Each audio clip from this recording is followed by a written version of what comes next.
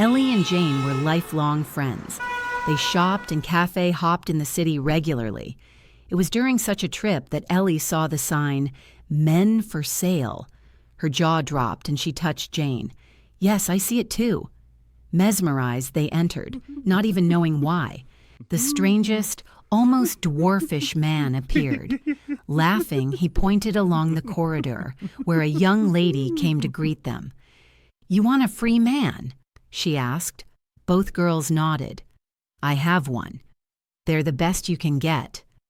She showed them to an elevator and opened the doors. Each floor has a man with improved qualities. Exit the elevator to choose the man. You cannot move back down once you leave a floor. Good luck. The girls smiled in a strange way. They entered the elevator and pressed for floor 1. Nervous, they stared at each other as the elevator arrived at floor 1 and pinged. The doors opened and they read a large sign. Ellie looked at Jane. "More?" Jane nodded and they moved to the second floor. Can it get better? Ellie thought, then pressed for floor 3.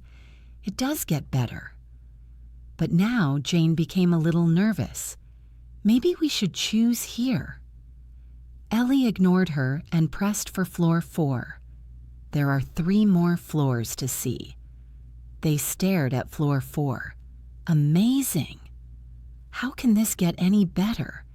And Ellie again pressed to go up before Jane could reply. How can these men be more perfect? I think we should choose now.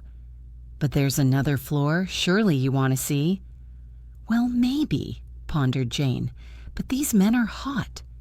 They can be hotter, Jane. I want the best. We deserve the best. Ellie again pressed the button, this time for floor 6. The doors opened and the sign sent chills down Ellie's and Jane's spines. Looking at each other, Jane said, "And there's no way back down."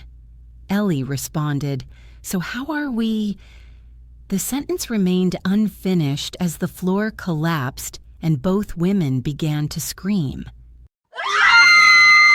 Oh, man! Well, look at it this way. We got permanent work here.